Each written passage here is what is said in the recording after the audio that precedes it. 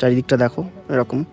আর এই দিকটা থেকে হচ্ছে ঢুকেছি আমি, ঠিক আছে। আর এটা হচ্ছে কার্শিয়াংয়ের ভিউ পয়েন্ট। দিল্লি সে কাহা সে?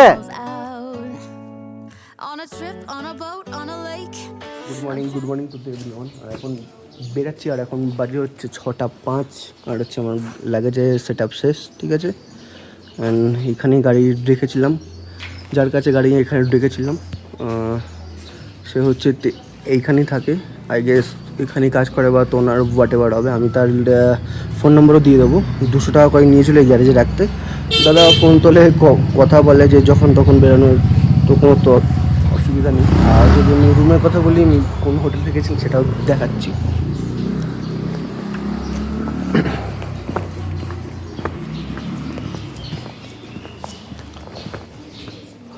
So year is the hotel and phone number হচ্ছে এটা, ঠিক আছে। আর এটা হচ্ছে কেপি গ্রুপের আন্ডারে। দাদা এখন নিচে নেই, ঠিক আছে। এখান থেকে নিচে চলে গেলে এন্ট্রেন্স থেকে এটা রিসেপশন, ডান দিক থেকে ভিতরে চলে যাবে। দাদারা ঘুমিয়ে পড়েছে আবার, ঠিক আছে। তো চলো, তো এখন বেরাচ্ছি। আর লাগেজ তো প্যাক হয়ে গেছে। তো এখন এক্স্যাক্টলি যাবো হচ্ছে কার্শিয়াংয়ের দিক থেকে কলকাতায়, ঠিক আছে। মানে শিলিগুড়ি নামবো। কার্শিয়াংয়ের দিক থেকে কলকাতায় যাব, শিলিগুড়ি নামবো। দেখি, আর ইচ্ছা রয়েছে যে কমলালেবু নেওয়ার, কিন্তু আমি যেহেতু ঢুকেছিলাম হচ্ছে মঙ্কো দিয়ে, মঙ্কোর তৈরি দিকে তো অরেঞ্জ ফরেঞ্জ দেখিনি যারা এক্সাক্টলি নিয়ে বসে, ঠিক আছে। হয়তো এটা তার সিজন না, জানি ঠিক এক্সাক্টলি কী। যাই হোক, বেরাচ্ছি কাশ্মীরের দিক দিয়ে যাবো, সেদিকে যদি পাই তো নেবো, না পাই তো কিছু করার নেই। ওকে, তো চলো স্টার্ট দ্য ভিডিও। এই রোডটা আমি শর্টকাট লোকালদের থেকে বার করেছিলাম, দেখি গাড়িওয়ালারা এখান থেকেই ঢোকাচ্ছে গাড়িগুলোকে। ওকে, তো তোমাদের এই রোডটা দেখিয়ে দেবো আমি। এর যেমন ডাউন স্লোপটা দেখালাম, এর এরকম দুটো বড় বড় ডাউন স্লোপ আছে, মানে টার্নিংগুলো আছে, খুব সাবধানে করবে। ওকে, আর এইটাই হচ্ছে একটা তালাদা স্লোপ। এটা করে এখান থেকে বাঁ দিক নিলেই এক্স্যাক্টলি তুমি রোডে পৌঁছে যাবে। নাহলে ডান দিকটা ধরে ধরে তোমাকে আবার সেম জায়গায় পৌঁছাতে হবে, মেল রোডের ওখানে। বাপরে বাপ, দরকার নেই ভাই, এখান থেকে আসাটা আমার জন্য প্রেফারেবল। ওকে, এখান থেকে আর কিছুটা গেলেই আমি মেন রোড পেয়ে যাব, মানে এন্ট্রান্স যেটা ঢোকার টাইম সেটা পেয়ে যাব, ঠিক আছে। তো এইটা হচ্ছে এক্স্যাক্টলি পুরো কার্শিয়াং সিটি। আর আমার তো ডান দিকে কার্শিয়াংয়ের petrol pump, Indian petrol pump. আর এখানে চা বাগানগুলো কি সুন্দর লাগছে দেখতে। কার্শিয়াং সত্যি বিউটিফুল। আর এর মধ্যে যদি হালকা করে যদি হয়ে যেত, যদি তোমার কুয়াশাটা আসতো, কি দারুণ লাগতো না? চলো, কার্শিয়াং ভিউ পয়েন্ট এখান থেকে আর 5-7 মিনিট গিয়ে দেন দেখাচ্ছি।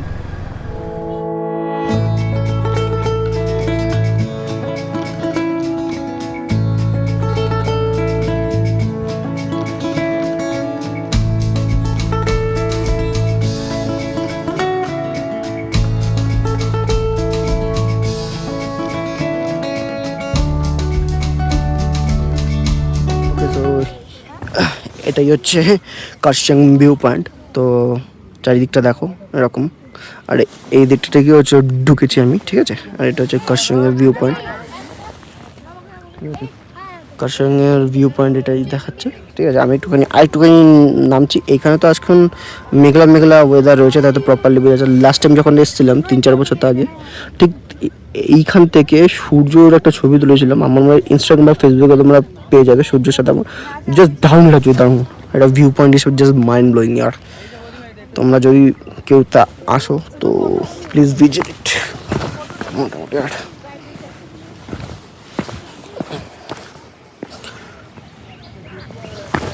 একটু যদি কাছে যাই, ঠিক আছে।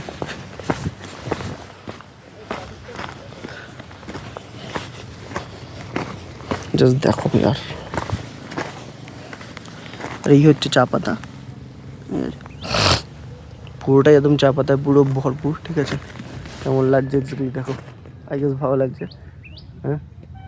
আর তোমরা, আমি তো বলবো এখানে একবার তা আসো, ঘুরে দেখো, জাস্ট মাইন্ড ব্লোয়িং, আর জাস্ট মাইন্ড ব্লোয়িং। তো চলো এখান থেকে ফাটাফাট বেরাই।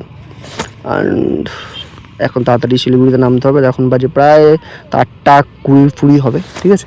তো শিলিগুড়িতে ফাটাফাট নামি, দেন চা কফি কিছু খেতে হবে, তো অনেকক্ষণ এইসব কিছু খাওয়া হয়নি। ওকে, চলো।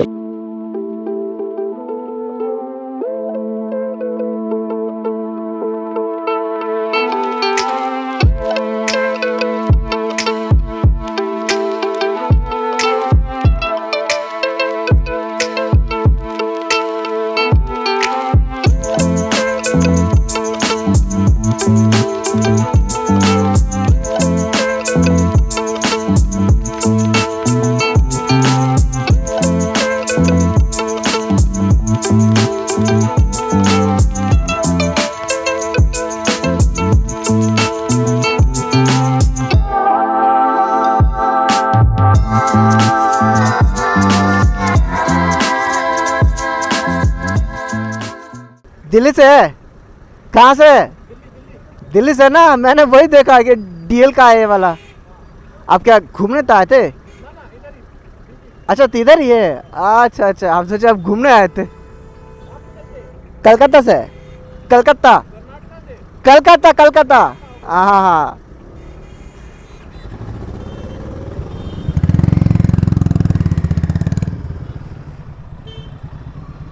এখন বস্তুপুর টোল প্লাজায় মানে লোকালদের কথা বলছি, আমার এটা মনে হচ্ছে না যে এটা একটা বললো নাম, এটা মানে সূর্যাপুর টোল প্লাজা, আমরা এটা নর্মালি জানি।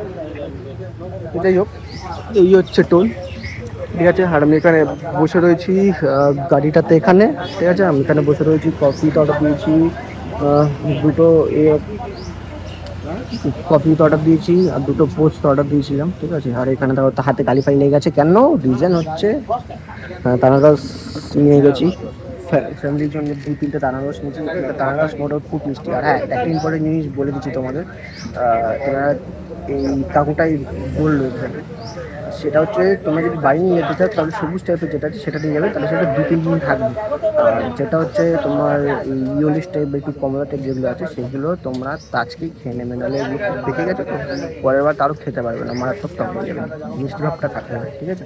এই হচ্ছে মেন ব্যাপার। তো একটু রেস্ট নিয়ে খাই দাই, দেন কফি ফিনিশ করি, দেন যাচ্ছি। ওকে চলো।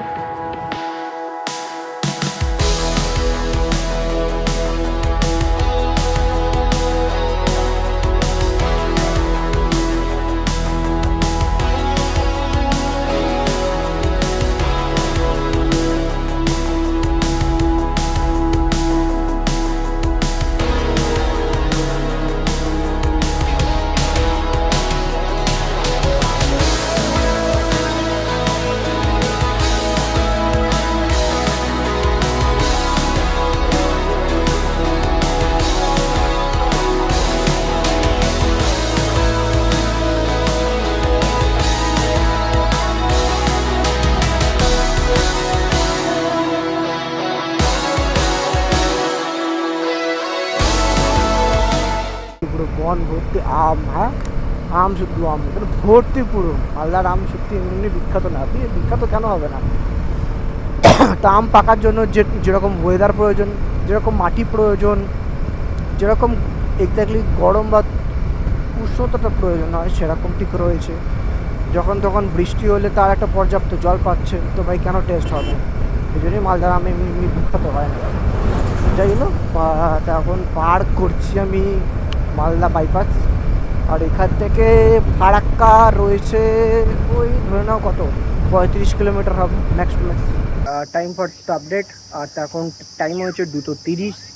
আর আমি এখন দাঁড়িয়ে রয়েছি সুজাপুর থেকে একটুখানি আগে, মানে 3-4 কিলোমিটার আগে হবে একটা ইন্ডিয়ান পেট্রোল পাম্প।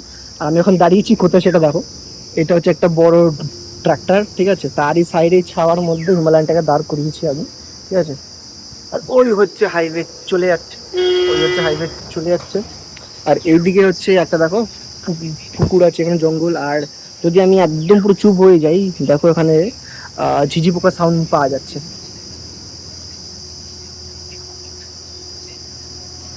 শুনলে সাউন্ডটা? আশা করি ভিডিওতে ক্যাপচার হয়েছে। আর একদম দুপুরের দিকে পুরো ছায়া পায়া, ঠিক আছে। তো আমি এখান থেকে ঠান্ডা জল খেয়ে নিয়েছি, কী করবো, কিছু করার নেই, ঘাম ফাম হয়ে পুরো অবস্থা, পুরো জামা ময়লা ফয়লা হয়ে গেছে, কিচ্ছু করার নেই। আর বাড়ি এখান থেকে এক্স্যাক্টলি আর বাকি 350 কিলোমিটার। আর ভাবো তার মানে যে কীরকমভাবে আমি তাহলে স্পিডটা মেনটেন করেছি। তো এই হচ্ছে মেন ব্যাপার। তো আমি এখান থেকে ফিউল আপ করে নেবো, ঠিক আছে। আশা করি আর ফিউল আপের প্রয়োজন হবে না। এবার ফিল আপ করার পর কিছু দূর যাওয়ার পর 4:30টার দিকে ইচ্ছা রয়েছে খেতে বসবো, দেখি কি খাই, ঠিক আছে। তো ব্যাস এইটুখানি। আর গরম প্রচণ্ড গরম, প্রচণ্ড গরম। শুধু ভাগ্য ভালো যেরকম একটা সেট পেয়ে গেছি, নাহলে ভাই মাথা খারাপ হয়ে যেত ভাই, মারাত্মক গরম। আমার স্পিডোমিটারে দেখাচ্ছে 39 ডিগ্রি, বাট আমার তো ভাই ফিল হচ্ছে খুব কম করে হলো 45 থেকে 46 তো হবেই হবে।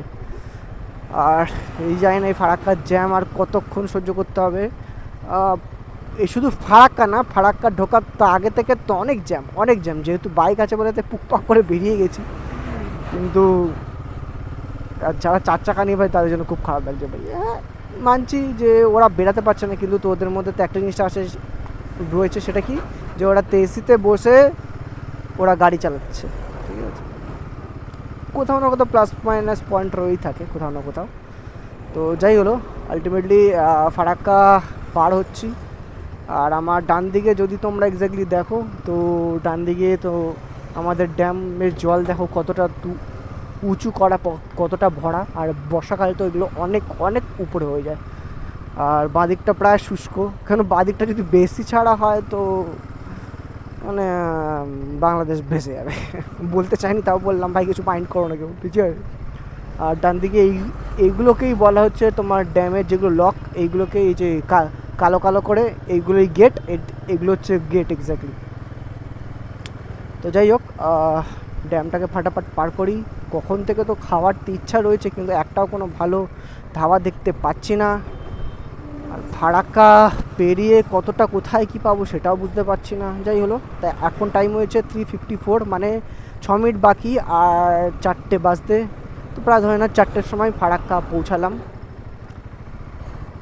আর ফোনে একদম চার্জ ছিল না, ফোনটাকে আপাতত রেখে দিয়েছি চার্জে। আমার তো চেনাইতে, ঠিক আছে, এমন না যে আননোন রোড, আমার চেনাই রোড, জাস্ট করে রেখেছিলাম। তো যাই হোক, ফোনটা চার্জ হোক, এবার এখান থেকে জামটা দেখি কখন ক্লিয়ার হই। যেখানে খেতে বসবো সেখানে দাঁড়িয়ে তোমাদের সাথে কথা হচ্ছে, ঠিক আছে, চলো। তো ওকে, তো অনেক কিছু খোঁজাখুঁজির পর এই একটা হাইওয়ের পাশে রেস্টুরেন্ট দেখতে পেয়েছি। এর নামটা কি আছে এখানে দেখাচ্ছি, এর নাম কি, ফ্যামিলি রেস্টুরেন্ট, হ্যাঁ, বৃন্দাবন ধাবা। এটা এখানে পেয়েছি। আর রুটি আর হচ্ছে তোমার চিকেন কারি তো অর্ডার দিয়েছি। আমি দুপুরে তো অবস্থিত জগন নেই, কিছু করার নেই। আর এখন টাইম হয়েছে প্রায় 5টা 20। তো এখনও আমি আমার বাড়ি থেকে 6-7 কিলোমিটার দূরে। দেখি তো আলটিমেটলি যে কখন পৌঁছাবো। সারা রাস্তায় রোড অ্যালার্ট দেখাচ্ছে, কখনো ম্যাপে দেখাচ্ছে রেড, কখনো ম্যাপে দেখাচ্ছে ইয়েলো, মানে সারা রোড জ্যামই ছিল। এবার এত জ্যাম কেন বা এত ট্রাফিক কেন কি জানি। আর সব থেকে বড়ো কথা, যেটা আমি ব্লগে ফার্স্ট টাইমে বলেছিলাম, মানে ডে 1-এ বলেছিলাম, যে দেখবো তো একবার যে ব্যারিকেডস কত চলেছে না চলছে। সত্যি কথা, হাইওয়ে থেকে তা আমার না মনে হয় যে এই হাইওয়ে থেকে হিউজ ব্যারিকেড কিছু সরেছে। মানে যাওয়ার দিনকার যত না বেশি হাইওয়েতে আমি ব্যারিকেড ফিল করছি, আসার দিনকার হিউজ ব্যারিকেড আমি ফিল করতে এসেছি, ঠিক আছে। অনেক টাইমে আমাকে ব্যারিকেডের জন্য স্লো হতে হয়েছে। লোকজন যখন তখন যেখান থেকে পার হয়ে যাচ্ছে, কোনো মানে সিভিকরা তাও মেনটেন করছে। নর্মাল পুলিশদের তো দেখাই যাচ্ছে না, যারা শুধু সিভিকই আছে। যদি কী বলবো, বাংলায় পুলিশ নেই নাকি জানি না এক্স্যাক্টলি প্রবলেমটা কোথায়। যাই হোক, এই ভিডিওটা যদি কোনো স্পেশাল কারোর কাছে যায়, একটু রিকোয়েস্ট করবো যে এই দিকটা একটুখানি খেয়াল রাখতে, যাতে আমাদের মতন সব যারা রাইড করে, ট্রিপে যায়, রাইড করে, প্রায় ডেলি যাতায়াত করে, তাদের না তো এরকম জিনিসের সম্মুখীন হতে হয়।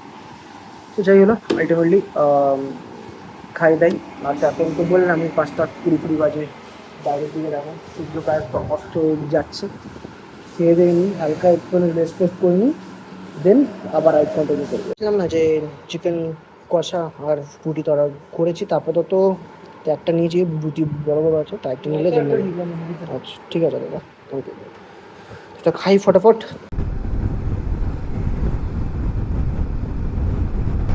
ওকে, so time for the update. তো এখন বাজে 10টা, আর এখন আমি পার করছি কৃষ্ণনগর। আর ব্যাস ভালোই, আজকে বেশ টান বেশ রাইডটা হচ্ছে, আর স্টেবল রাইড হচ্ছে, কোনো চাপ নেই। ওকে, তো মানে আমি স্টেবলভাবেই চালাচ্ছি। প্রবলেমটা হচ্ছে আমি এখানে 10টায় ঢোকার জায়গায় আমি এখানে 9টায় ঢুকে যেতাম। দুটো মেন বড় ঝামেলা। ফার্স্ট হচ্ছে এখনও রোড তৈরি হচ্ছে, তার জন্য দুই ধারে নানান জায়গায় মানে জ্যাম, এত জ্যাম মানে কিছু বলার নেই। সে লোক খালাখন্দের মধ্যে চলে যাচ্ছে লোকাল লোকজন। আর তারপরে এই ভাই ট্রাক্টরদের, তারা ভাই সিঙ্গেল লেনে ঢোক ভাই না, তারা হাইওয়ের মধ্যে ডবল লেন করে রয়েছে। এবার একটা হাইওয়ের মধ্যে ডবল লেন করে যদি একসাথে থাকে আর সামনে যদি জ্যাম থাকে, তো নর্মাল লোকেরা যারা রয়েছে তারা বাঁ দিক থেকেও যেতে পারছে না, সবার গাড়ির সাইজ তো সেম না, এইটা প্রবলেম। আর দ্বিতীয়ত কথা হচ্ছে ওই জায়গাটার নাম আমি ঠিক ভুলে যাচ্ছি। আমাদের কলকাতা থেকে যে শিলিগুড়ি যাওয়ার জন্য তো একটা ট্রেন লাইন পড়ে, ওর নামটা আমি ঠিক ভুলে যাচ্ছি, সেটা আমি ফার্স্ট ব্লকে বলেছিলাম। ভাই ওই ট্রেন লাইনটা কবে প্রপারলি, ব্রিজটা কবে তৈরি হবে, ওই ব্রিজটার জন্য আমাকে প্রায় ওখানে আধা ঘন্টা থেকে পৌনে 1 ঘন্টা লস করতে হলো শুধু ওই তো একটার জন্য। কি জ্যাম, মানে আলাদা লেভেলের ট্রাফিক, কিছু বলার নেই। এইগুলো দেখাটা তো উচিত, আর কিছু বলার নেই আমার। তো যাই হলো, এখন তো এগাচ্ছি, আর ডিনার করার সেভাবে কোনো কিছু ইচ্ছা নেই। আর মা বাবার সাথে কথা হয়ে গেছে, ফোন করে সব জানিয়ে দিচ্ছি কোথায় রয়েছে না রয়েছে। কৃষ্ণনগরের টেকটোনিতে আগে দাঁড়িয়েছিলাম আমি জিওর পেট্রোল পাম্পে ফর রিফ্রেশিং, মানে জল ফল খেলাম, একটুখানি বাথরুম ইউজ করলাম, ব্যাস এইটুখানি। আবার চলে এসেছি রাইড করতে। তো বেরাচ্ছি, মানে সেই ধরে নাও আমি কখন লাস্টে কখন লাঞ্চ করেছিলাম, 5টা 5:30 হবে। তারপর থেকে সবে দাঁড়ালাম শুধু 10টার দিকে।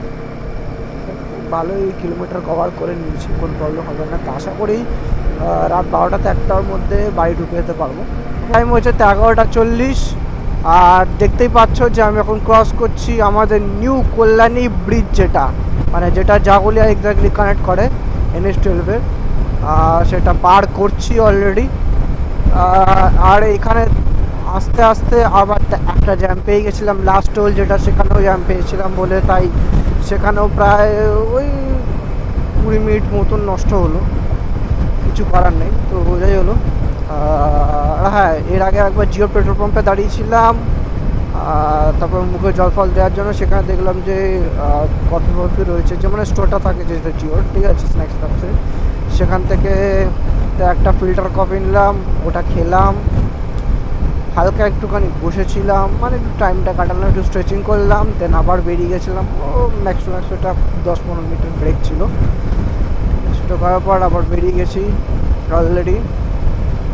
আমার মনে হয় যে এরকমভাবে চালাতে চালাতে আর বাড়ি ঢুকেও মনে হয় 1টার মধ্যে বাড়ি ঢুকে যাওয়ার তো কথা।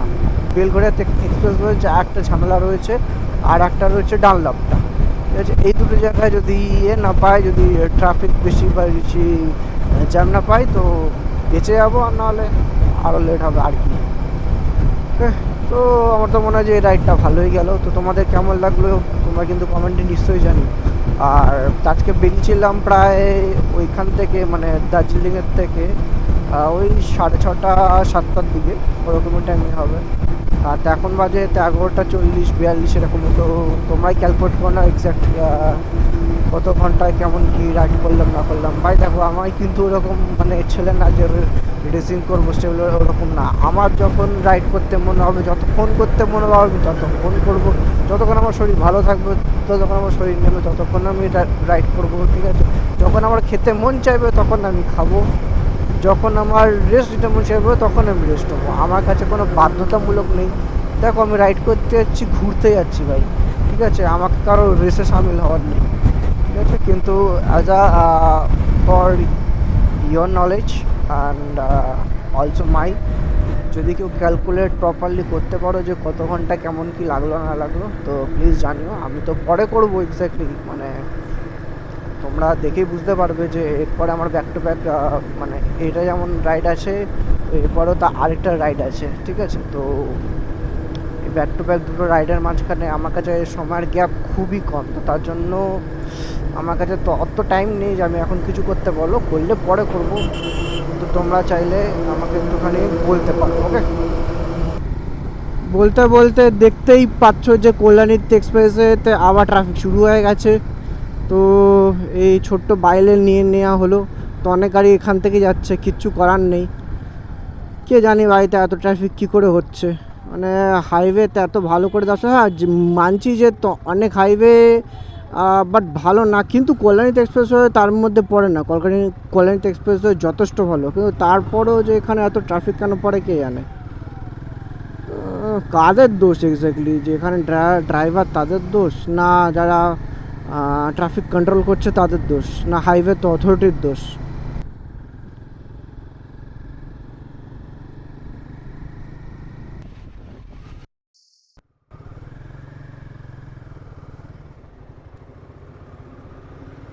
তো এখন বাজে প্রায় ওই 1:30 নাগাদ, ঠিক আছে। আর এখন বাড়িতে এসে গেছি, জাস্ট ফ্রেশ হয়েছি, ঠিক আছে। মুখের তো অবস্থা ঠিকঠাক নয়, ওই ঘরে মা বাবা ঘুমাচ্ছে।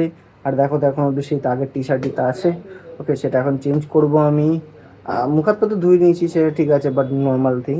এবার প্রপার ফ্রেশ হব, ঠিক আছে। আর ফাটাফাট শুতে যাই, কেন কালকে আবার অফিস রয়েছে। কিন্তু অ্যাডভেঞ্চার কিন্তু এখনও শেষ হয়নি, ওয়েট করো, খুব তাড়াতাড়ি কিন্তু অ্যাডভেঞ্চারের একটা বিশাল চমক আসতে চলেছে, ওকে। তার জন্য এই সিজনটাও খুব টাফ, আর তো অ্যাডভেঞ্চারটাও তো কোনো কথাই হবে না, ওকে।